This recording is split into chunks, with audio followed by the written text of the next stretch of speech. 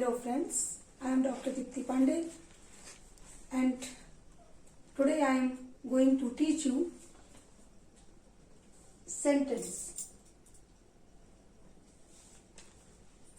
जैसा कि जो हाई स्कूल के स्टूडेंट्स होते हैं उन्हें ग्रामर, इंग्लिश ग्रामर में जब एग्जाम करीब आता है तो बहुत परेशान हो जाते हैं, कैसे पढ़ना है कैसे नहीं पढ़ना है।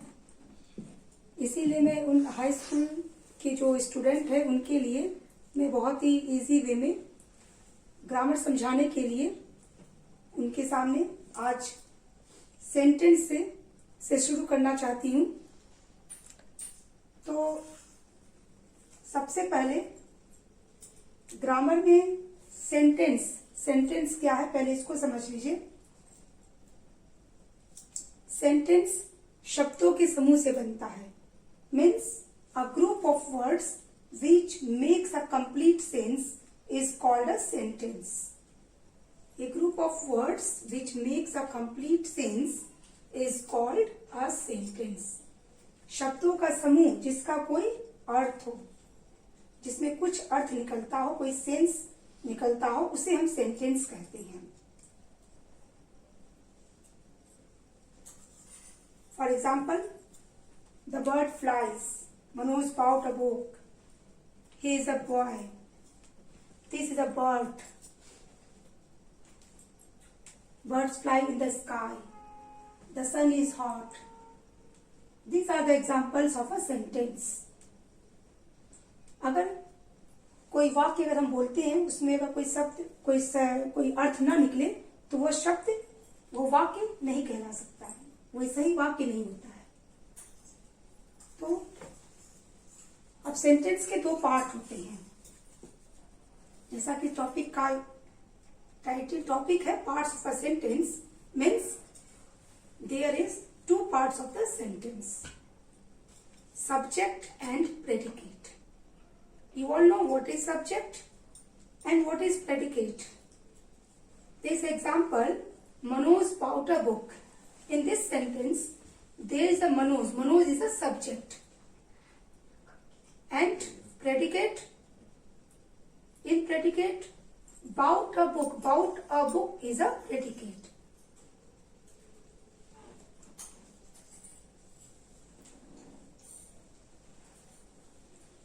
सब्जेक्ट में हम उनके बारे में उस भाग को लाते हैं जिसमें हम किसी व्यक्ति या वस्तु के नाम को लिखते हैं, जैसा कि सेंटेंस में मनोज किसी व्यक्ति का नाम है, ये सब्जेक्ट है। और प्रेडिकेट में उस वाक्य के उस भाग को लाते हैं जिसके बारे में उस सब्जेक्ट के बारे में बताया जाता है। जैसा कि प्रेडिकेट के एग्जाम्पल में देखिए, बाउट ए बुक मीन्स किसने बुक खरीदा, तो मनोज ने खरीदा, तो मनोज सब्जेक्ट हो गया। और प्रेडिकेट में क्या खरीदा, बाउट अ बुक, मनोज ने एक किताब खरीदी, bought a book. So bought a book ये प्रेडिकेट हो गया। तो सब्जेक्ट में जिसके बारे में जिस व्यक्ति के नाम या किसी वस्तु का नाम जो हम के बारे में जो हम बताते हैं वो सब्जेक्ट हो गया, जिसके विषय में हम कुछ करते हैं वो सब्जेक्ट हो गया। और प्रेडिकेट जो है वो सब्जेक्ट के विषय में जो कुछ बताया जाता है वो प्रेडिकेट हो गया। I think that you understand very well what is subject and what is predicate.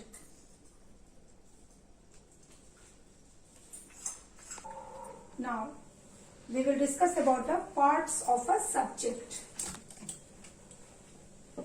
When we talk about the parts of the subject, here we have a four group, A, B, C, D. Okay? जब हम subject के parts के बारे में बात करते हैं तो हम देखते हैं कि कभी कभी सब्जेक्ट केवल एक शब्द से बनता है, एक वर्ड से, और कभी कभी सब्जेक्ट में कई वर्ड होते हैं। तो इस तरह से हम सब्जेक्ट में कई वर्ड जैसे क्वालिफायर, मेन वर्ड, क्वालिफायर में डिटरमाइनर, एडजेक्टिव फ्रेज, ये सब इंक्लूड होते हैं। तो इस तरह से भी बनता है।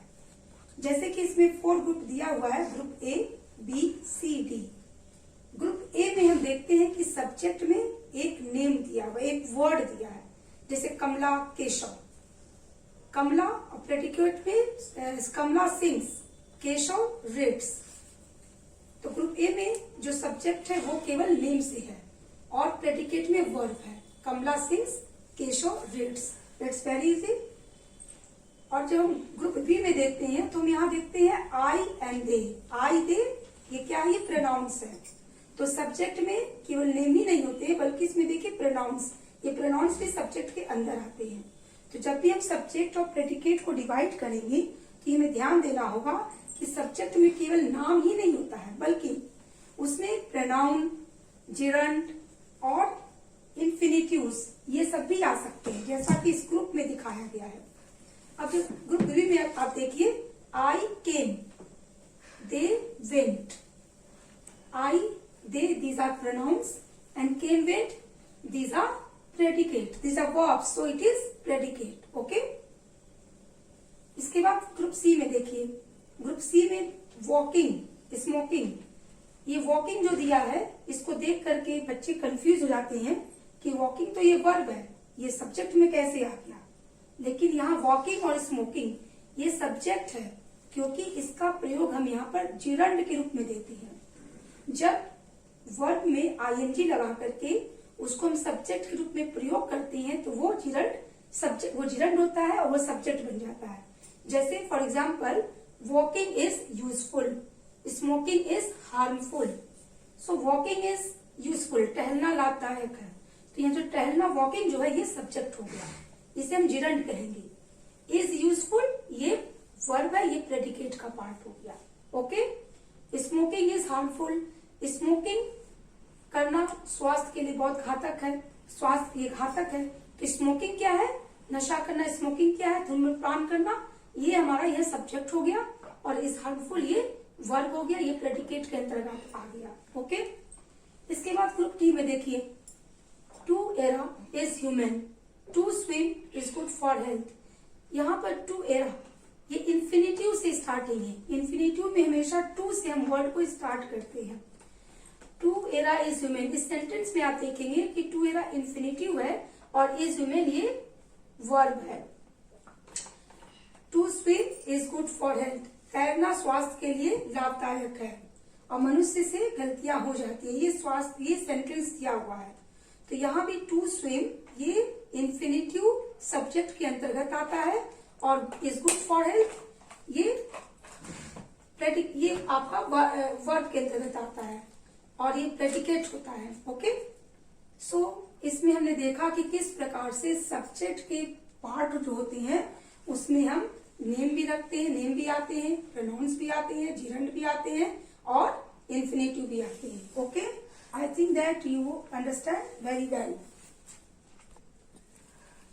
जब हम सब्जेक्ट के बारे में पढ़ते हैं तो केवल सब्जेक्ट केवल नेम से, प्रोनाउन से, जिरंड और इन्फिनिटिव से ही नहीं बनता है बल्कि सब्जेक्ट में और भी चीज आती है, जैसे क्वालिफायर, डिटरमाइनर, एडजेक्टिव और एडजेक्टिव फ्रेजेस। ये सभी नाउन के अंतर्गत, ये सभी सब्जेक्ट के अंतर्गत आते हैं। जैसे कि आप इस टेबल में देखिए, क्वालिफायर नाउन, सब्जेक्ट के अंतर्गत क्वालिफायर नाउन है। ए गर्ल, ए क्या है, ये क्वालिफायर हुआ और girl noun. A girl sings, subject के, इसमें सब्जेक्ट में दो चीज आ गई, क्वालिफायर और नाउन। जनरली जो बच्चे नहीं समझ पाएंगे वो समझेंगे कि गर्ल ही केवल सब्जेक्ट है क्योंकि ये नेम है, लेकिन नहीं, ये ए गर्ल, तो ए भी आपका सब्जेक्ट ही होगा क्योंकि ये क्वालिफायर के अंतर्गत आता है। क्योंकि इस नाउन के बारे में ये बता रहा है कि ए गर्ल, एक लड़की, यानी एक जो है ये, इसके बारे में जो बता रहा है ये, तो ये आपका सब्जेक्ट के अंतर्गत आ गया। ठीक है। A girl sings, sings predicate हो गया।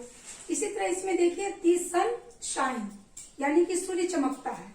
दी सन, चूंकि सन शाइन नहीं लिख सकते, सन के आगे हमें दी लगाना होता है। ठीक है। तो दी सन, तो यहाँ पर जो दी है ये भी क्वालिफायर है और सन नाउन है। तो सब्जेक्ट में दी सन ये दोनों आ जाएगा और साइंस ये प्रेडिकेट हो जाएगा। तो इसमें आपने देखा कि क्वालिफायर और नाउन दोनों मिलकर के सब्जेक्ट के पार्ट को बनाते हैं। इसके बाद आप इस टेबल में देखिए, इसमें क्वालिफायर के अंतर्गत देखिए डिटरमाइनर और एडजेक्टिव ये दोनों आ गए हैं। क्वालिफायर में डिटरमाइनर और एडजेक्टिव दोनों आ गए हैं और यह नाउन दिया हुआ है, ठीक है, ये नाउन है। अब क्वालिफायर में डिटरमाइनर में देखिए ए, दैट, दिस, हिज, सम, दी ये सब आएंगे। और एडजेक्टिव जब किसी नाउन की जो विशेषता बताता है वो एडजेक्टिव हो गया। जैसे a young man ran, a determiner, young adjective और मैन नाउन है। इसमें मैन को देख करके हम ये नहीं कह सकते हैं कि केवल ये सब्जेक्ट होगा। क्यों? क्योंकि ये मैन कैसा है तो यंग है, ए यंग मैन, ए यंग मैन, ये यंग ये क्वालिफायर के अंतर्गत आ गया। इसमें डिटरमाइनर एडजेक्टिव दोनों आ गए और मैन नाउन है। So a young man that is the subject और रैन ये predicate. Okay, in the same way that black dog barks, that black dog ये that is a subject, dog is a noun, black is adjective and that is determiner. So that black dog that is subject and barks is a predicate. तो हम ये देखते हैं कि noun subject में केवल name, pronoun, जिरंट और infinitive के अंतर्गत क्वालिफायर, डिटरमाइनर और एडजेक्टिव भी आ जाते हैं। ओके, इसके बाद आप नीचे वाले टेबल में देखिए, इसमें हम देखते हैं कि एडजेक्टिव फ्रेज भी सब्जेक्ट के अंतर्गत आ गया। ये सब्जेक्ट है, ये प्रेडिकेट है। ओके, अब इस सब्जेक्ट में आप देखेंगे डिटरमाइनर, एडजेक्टिव, नाउन और एडजेक्टिव फ्रेज, ये जो है ये सभी आपके सब्जेक्ट में आ जाएंगे। डिटरमाइनर में आप देखिए जैसे माई, ए, दोज, दैट, दी, दिस ये सब डिटरमाइनर है। और एडजेक्टिव में जो नाउन की विशेषता बताता है वो एडजेक्टिव हो जाता है। जैसे younger, black, good, pretty, blind. Noun में सन, क्रो, जिस किसी का भी नेम हो दैट इज द नाउन।